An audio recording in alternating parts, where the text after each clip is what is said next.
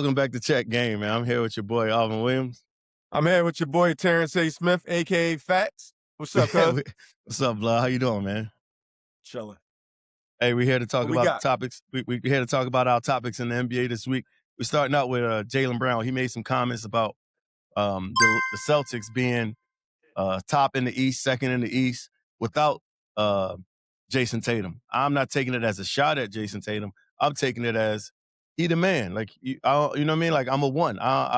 It's cool with both of us here, but I like that he's taking it on by himself to lead and be the man. What's your thoughts, man?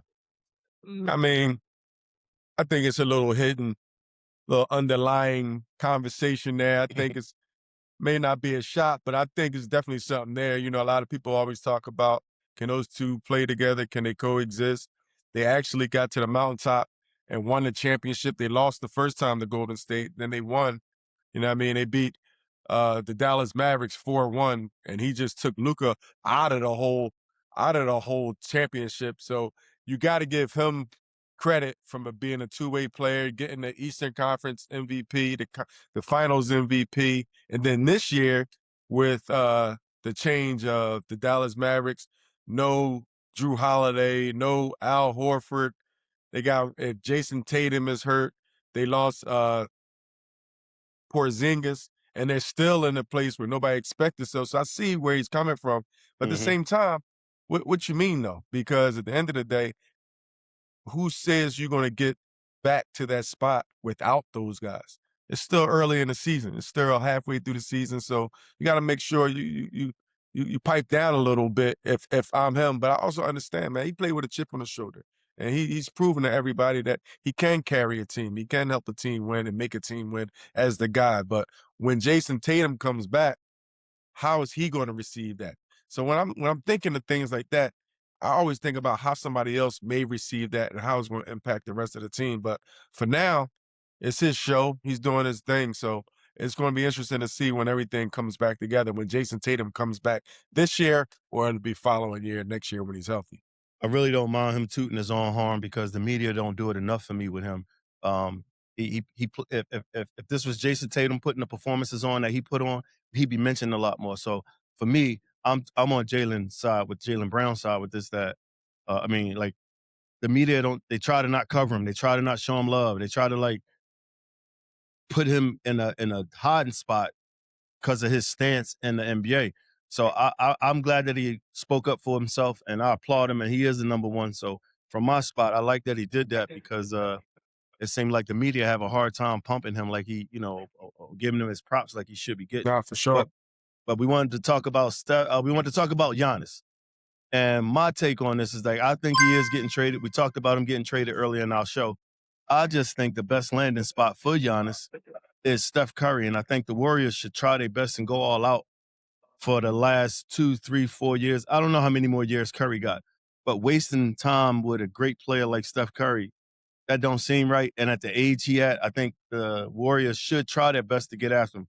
You mentioned to me, you hear teams like the Knicks, you hear other teams involved in the trade. I just think with him being such a to-the-hole guy and having a shooter and a few shooters out there in Golden State, I think it add to his game more than any other team. I don't like him and Jalen Brunson running through the paint together. I think he needs some shooting around him. What you think, man? No, he definitely needs shooting around him, and he's a phenomenal player, dominant player, impacts both sides of the ball. No, he'd be definitely, but it's all about what you got to give up. And if you give up, or you're giving up so much that it's just going to be a two-man show. And the two-man show out in the West is not going to work. The two-man show in the NBA today is not going to work no matter who they are. But, I mean, you're going to hear a lot of talk flying around about this until the trade deadline, I think February 5th. But shucks, if you can if you can match Steph Curry and the Greek Freak, then you got a hell of a start. And then, but again, you're probably going to have to give up Draymond Green. You're probably going to have to give up some draft picks if they have that, Jonathan Kuminga, to make money work and all of those other things. So it's all about what you got to give up and how you're going to move forward. But if I was going to stay, it wouldn't be nobody outside of Steph Curry that's not expendable on that roster. That's not. I mean, everybody must go. Everybody Maybe even you. Hey, I feel that. We wanted to give out some shout out to our man Dillon Brooks. I call him Dillon Brooks now, but we wanted to show him some love because I like that he out in Phoenix putting this thing down. He had a 40-point night the other night. He's been efficient and he plays rough and tough, and I really enjoy that. He don't stop for anybody. He don't have no picks. I just wanted to make sure we give him a little praise and applaud him on our show because I like the way he play and I like how he's grown his offensive game in the league today. You know what I mean? Yeah, no doubt.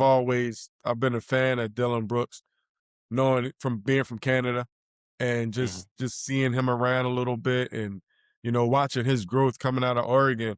And as to your point, being that hard nosed work, he's one of those dudes that you hate to play against, but you love him on your team.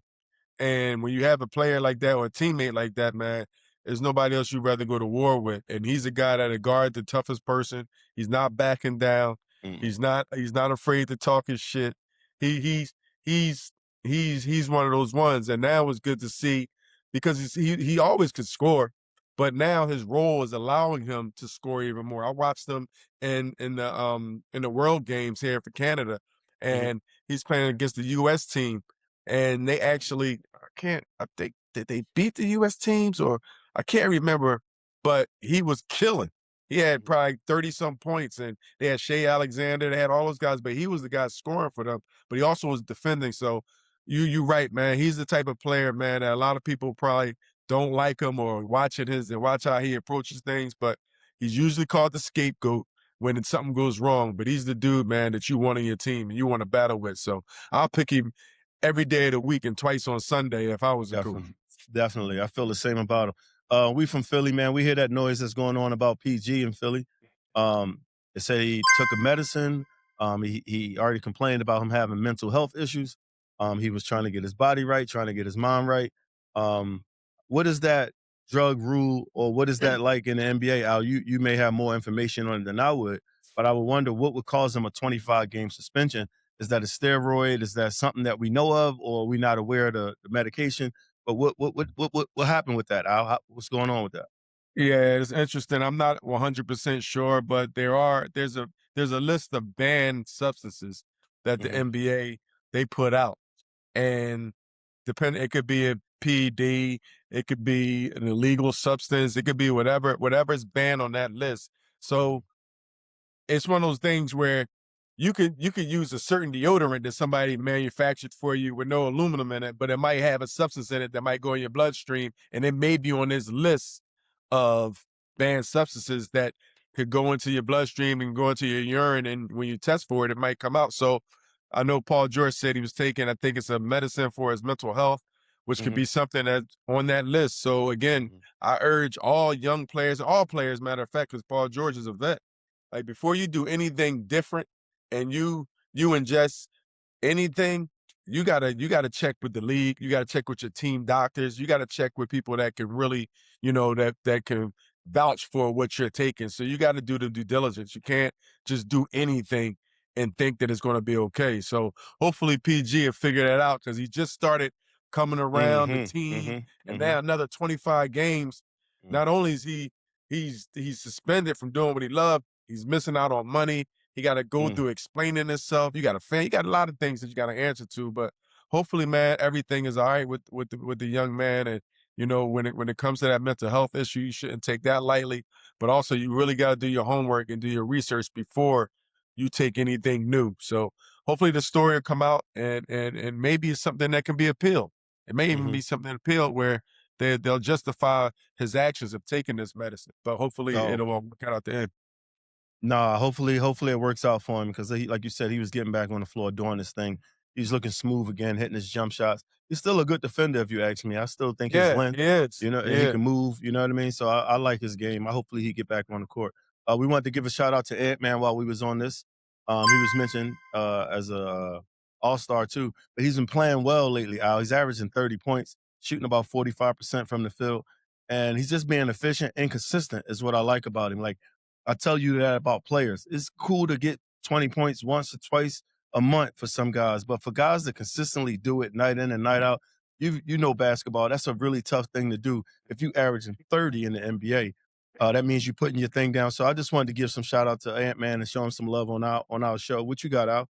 No, I love him, man. He's one of those ones. He's one of those guys. He's raw. He's young. He's athletic. He's powerful. He's confident as hell, and he got game. I love the Mm, fact that, until you mentioned that he is being consistent. He's carrying a team. Minnesota, mhm, for whatever reason, man, they always start off slow, but they're getting back into the mix. I think they're fifth now in the West, and they're looking good. They're looking good. Actually, I'm gonna get a chance to see them play on they're gonna be here in Toronto on Wednesday. So I'm mhm, gonna get a chance to see them play. And he's a heck of a player, man. He's a heck of a player.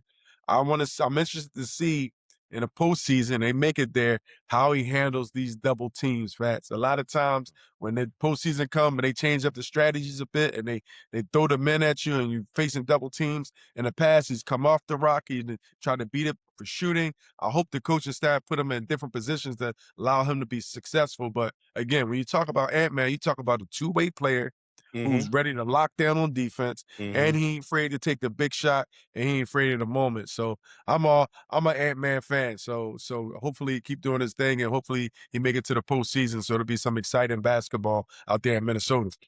Definitely an Ant-Man fan, man. Keep doing your thing, Ant-Man. Something we noticed over the weekend, man, we wanted to mention about Cooper Flagg getting damn near 50 Ah, points the other night. And we always talk about this rookie debate on who gonna get it. I said Conk and Nippel, and fuck, he hit 9 threes the other night. So um, the rookie, safe to say basketball is in good hands. You know what I mean? Like, it's good that he could show out like this. He's showing out. And I'm happy that both of them are going after it like that. What's your take on that, Al?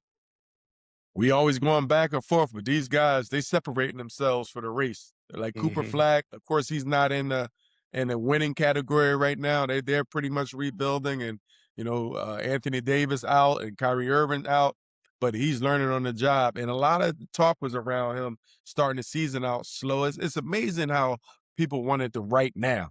Like, he Mm-hmm. started the season out. His first game was against Wemby. I want to say Wemby took the show, but he's playing a point guard. This, that. You're playing under a guy by the name of Jason Kidd, who understands certain things, right, about the game. I don't care what you think about him, if you like him, you don't, but he knows basketball. And I Mm-hmm. think once he pour into you, you got a great pathway to success. And Cooper Flagg is playing consistent basketball. He's showing to be one of those ones, almost a 50-point game. He broke Mark Aguirre's record as the Is most points scored as a rookie when mm-hmm. Mark Aguirre had his jersey retired. So he didn't messed up my man's night for it, but he did his thing. But Conk and Nippel, man, he, like you said, he had a record with threes in a game for a rookie, man. I think he had like 36 points, and he's showing improving. And how about the Hornets? What he's doing? The Hornets is Mm-hmm. creeping up in that 10th spot, and Mm-hmm. I think they didn't won 6 games in a row. So 7. they won a night. So Yeah. they doing a thing with the rookie behind a rookie. A sniper shooting like 42% from three.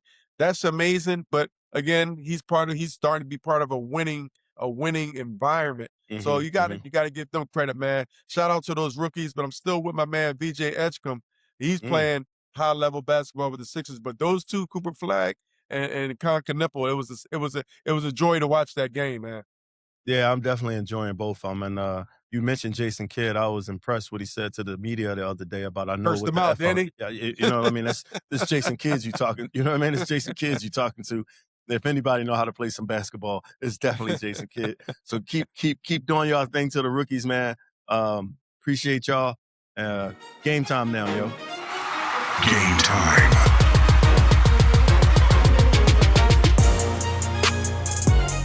Yo, Al, it's game time, man. It's our segment. We got something to talk about. We're talking about the All-Star selection, man.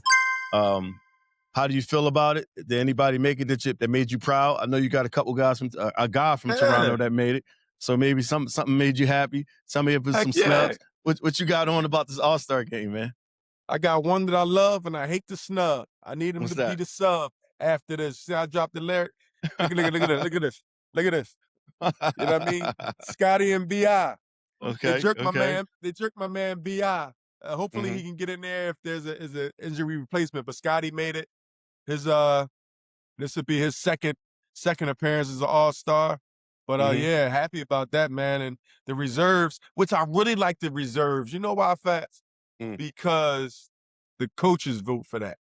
The coaching Okay. staff vote for that. You don't see the silly stuff where Bronny James would get a vote, Kevin Love would get a vote, you'll get a vote. Like I don't like that. That's not taking it serious, dog. So when the coaches get the opportunity to pick these guys, the Norman Powell, this is his first time. What we got? So let's go through the reserves, right? You got Pascal Siakam. I got him right here. Scotty Barnes, Jalen Duren, who's his first time. You got Jalen Johnson from Atlanta. From Atlanta. That's your guy. That's and then you got Donovan Mitchell. This is going to be his 7th appearance. Norman Powell. This is his first appearance. People think he got snubbed last year in the West. Yeah, he definitely then did. You got Pascal Siakam, which will be his 4th. And you got Karl Anthony Towns, which will be his 6th appearance as a reserve on the East. So what you think? Do you think there's any snubs on that side? On the East? Yeah. On the East, I think I guess I'm biased, but I really like Hart, man. I think what he brings to the game for the New York Knicks. Maybe he's not an all-star, but I like his game, and he's been doing his job so well. He's one of those glue guys that don't get enough props. You know what I mean? So I had some love for him getting in there. Not too much of any other snubs, but I really thought he should have been in there. On the West Side, I think there was some snubs for me. James Harden ain't make it. Kawhi Leonard ain't make it. I thought Cooper Flagg should have made it, yo. I think he as a rookie, I thought he had a chance at being a reserve in the All-Star game. So those was my snubs as far as the entire game. But I'm proud that they gave Norman Powell his just due because he is an All-Star. You know what I mean? And they gave Murray for Denver. This is his first selection. All the game he been putting down all them years, and how he just now, Jamal Murray, how he just now getting to be an All-Star. So they're getting some of these things right. The starters, I'm happy with it. I'm happy Steph Curry got selected. LeBron's on the bench, but it's 22 years straight of him making it. So I really got no snubs on it. I can't wait to watch it. So they got Chet Holmgren got selected for the first time. Your boy, we just finished talking about Ant-Man, Anthony Edwards. This will be his 4th appearance. KD, this will be his 16th appearance. Devin Booker out there where you at. This will be his 5th appearance. And our boy that we was talking about in Portland, Denny Avdia. Yeah, that was cool. That was cool. You know that what was I mean? cool. So yes. It's cool. And still, like you mentioned, LeBron James still. So I thought one of those guys was going to get snubbed out for LeBron James. Like, damn, man. But how you going to have an all-star game in L.A. without LeBron? So it's one of those things. But the format is going to be interesting this year, Fats, because it's going to be divided in 3 teams. So it's going to be 2 teams with Americans, and there's going to be 1 team with international players, which is going to be considered the world team. And they're going to do a round robin. They're going to play 4 games of 12 minutes. And I guess they're just going to go around and they're going to play. So that's going to be the new format this year. So it's going to be interesting to see how they pull that one off this year. So still 24 players, just 8, 8, and 8? Yep, 8, 8, and 8. And like I said, it's going to be international players going to make up the world team. And then there's going to be 2 teams with Americans. Well, that ought to be interesting to see if the world can be, that ought to be interesting. I'm all in for that. They got some boys that's from overseas, so I'm all in for that, man. Nah, for sure. I was tripping, man. You know I wouldn't trip. People, man, why you trip? Yo, Root Bear, you know what we do, man. We talk about who tripped this week, man.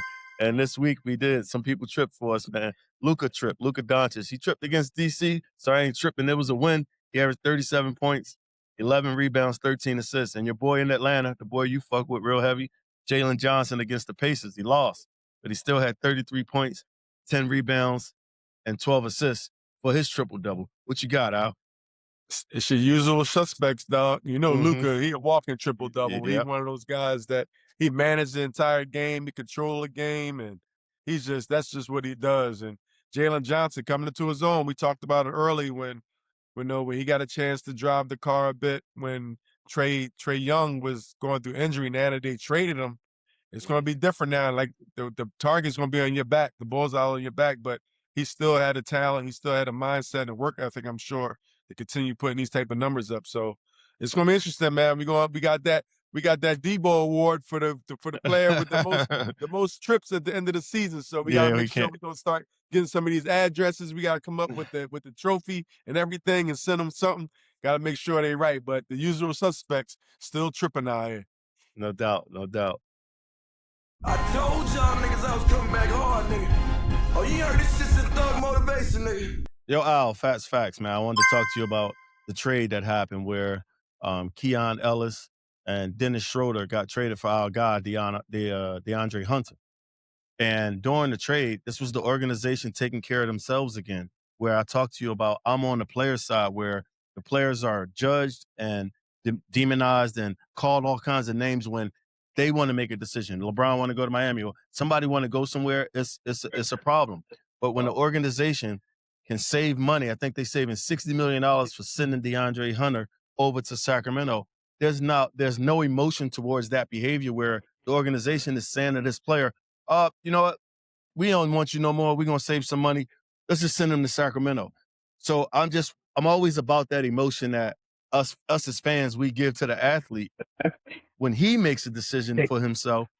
But when the organization does it to protect their pockets or a business move for them, the same emotion is not there. And so I just want us as fans and as an audience to understand when our side, the players, gets an advantage on the organization, just dial that behavior or meanness towards a player trying to appease himself or get himself in the best position for basketball, because when the organization time to do it, they don't care. They just send you and cut you.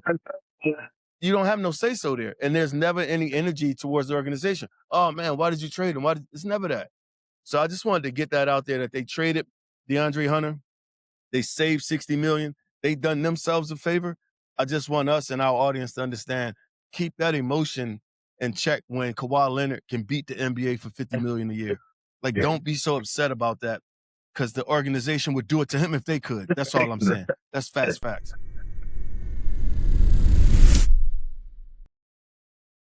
Yo, Al, this, man. It's Black History Month, and we wanted to give a little insight on some of the first black players to ever play NBA basketball. I'll start here with their names. Earl Lloyd, Chuck Cooper, Nat Sweetwater Clifton. All three of these guys are significant people in NBA history. They were trendsetters and pioneers. They laid the ground for a lot of us to get into the basketball world, make it enjoyable. I want to applaud them and tell them thank you. I played basketball a lot, so I appreciate their support. Appreciate everything they've done for the game. They said Earl Lloyd was the first to play, Chuck Cooper was the first drafted, and Nate Clifton was the first to sign an NBA contract. So shout out to them and their families, man. Much love, man. What you got, Al? No, it's the same, man. You think back to your history, like you said, if you don't know your history, you don't know where you're going. And you look back into when you talk about facts, and these players now, it's a majority black league, and people are taking ownership of their careers.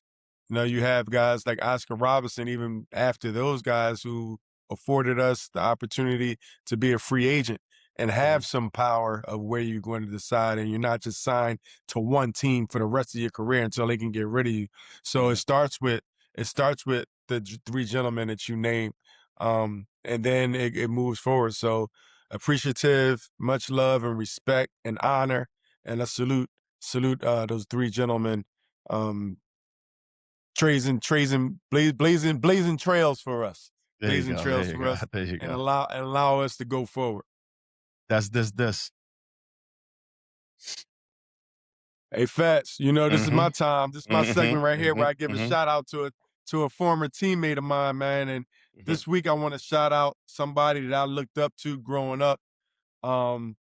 It's funny, we had the same coach. My college coach was his high school coach out there in the Bronx. And Steve Lapis was the coach, and his name's Rod Strickland. You know, Rod Strickland. Yeah. One of the best ones to do it, man. You got a chance to spend some time with him as well in Toronto. He wasn't in Toronto for a long time, but it was somebody that I talk about a few players that had an impact on my career early on, and he probably don't even know that. But I remember being in LA my rookie year, and he came up to me.